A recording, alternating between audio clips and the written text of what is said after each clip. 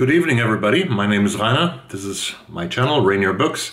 And today, on October 5th, the Scotiabank Giller Prize jury and foundation announced its shortlist for the 2020 Scotiabank Giller Prize. And the books that made it to the shortlists are... Let's get started.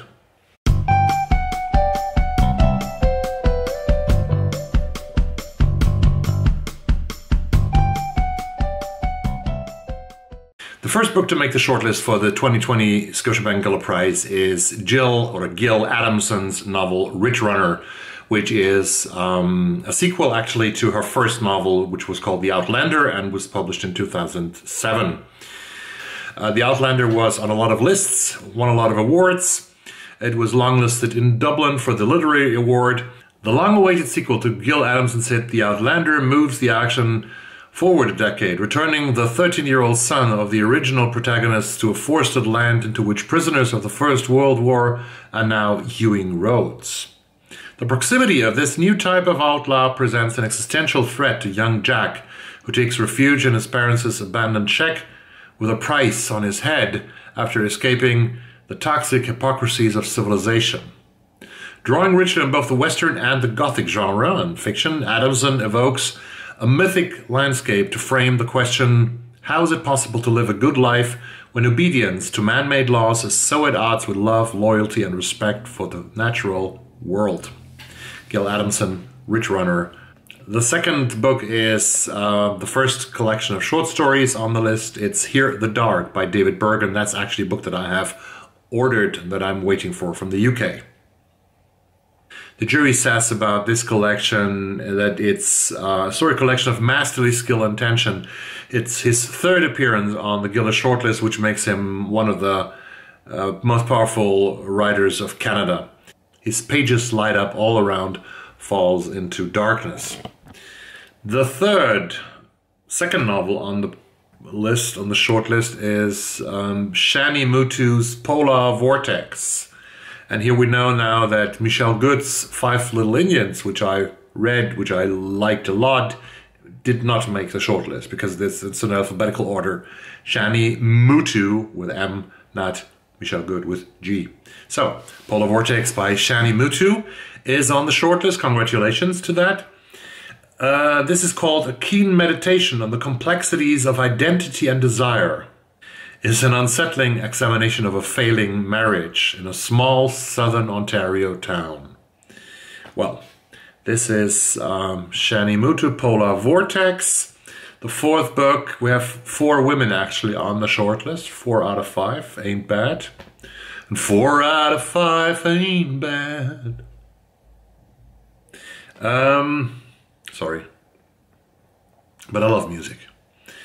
And the fourth book is The Glass Hotel by Emily St.John Mandel, a book that I did not finish, actually. I tried to read it, I couldn't. It was not a Rainier book, at least. But it's a book for the Scotiabank Giller Prize. So The Glass Hotel is here described as a boldly lyrical tale echoing the deceit and ruin of the 2008 financial crisis. The Glass Hotel brings together 2 restless siblings and a multi-billion-dollar investor as they each negotiate ambition, secrets, and loss within the kingdom of money.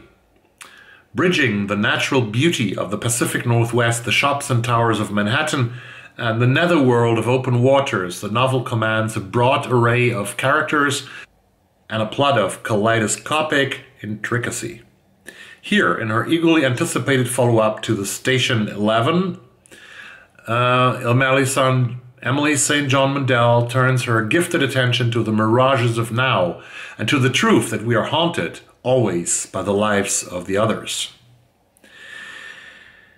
The last book on the shortlist, which completes the shortlist, is How to Pronounce Knife by Souvankham Thammavongsa. Short stories by this beautiful author who has written 4 poetry books until then. The Scotiabank Giller Prize jury says, someone in the jury says, I could not be more grateful to be introduced to that work. How to Pronounce Knife is a stunning collection of stories that portray the immigrant experience in achingly beautiful prose. The emotional expanse chronicled in this collection is truly remarkable. These stories are vessels of hope, of hurt, of rejection, of loss, and of finding one's footing in a new and strange land. Thammavongsa's fiction cuts to the core of the immigrant reality like a knife, however you pronounce it. And since there are excerpts of all the 5 books on the page of the Scotiabank Giller Prize, which I linked down below the page, I will read the excerpt of the excerpt that we got from Souvankham Thammavongsa's short stories, okay? I'll read it, and you see the cover of the book while I read it. I didn't know what kind of job my mother had signed us up for, dressed like this at 1 in the morning. I had heard from a friend that there are always jobs at the hog farm for those who can handle it. You can clean the shit from the floor or clean the hogs when they're still alive, just before they put them out on the line. Or you can rub the male ones to get them excited to mate. I didn't want that to be my job, and hoped my mother hadn't signed me up for anything like that. But a job is a job, and even one like that, you could still have your dignity. My first day on the job wasn't a good one. I did everything wrong.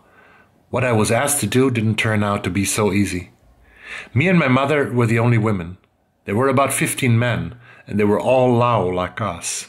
We were what people called us nice. I had seen these men before at the card parties my mother went to. She cooked meals with their wives in the kitchen. When we all sat down to eat on those nights, everyone would talk about their work, their bosses, how hard it was back home, how they all came to the country we live in now, but no one cried or talked sad. They all laughed. The sadder the story, the louder the laughter. Always a competition. You tried to one-up the person who'd come before you with an even more tragic story and a louder laugh. But no one was laughing here. Every face was serious. Out in the field, my mother put on something like a headlamp, small, with a red light that freed up to her hands. She took out the soup cans with the rice in them and handed one to me. I followed her and tried to do what she did. To begin, she scanned the field and picked a spot far from the other workers. That was the excerpt of How to Pronounce Knife by Souvankham Thammavongsa. And this makes the shortlist of the Scotiabank Giller Prize of 2020. What is your favorite to win the Scotiabank Giller Prize? What is my favorite? I don't know yet. I'll wait for the stories of David Bergen and maybe get me a second one. I don't know. But I really don't know. I think Polar Vortex sounds like a winner, though. That's my gut feeling. Tomorrow is the shortlist, not only one shortlist, but 1, 2, 3, 4, 5 shortlists of the National Book Award. Stay tuned. See you tomorrow. Stay healthy. Stay safe. Have a great evening. See you tomorrow. Bye-bye.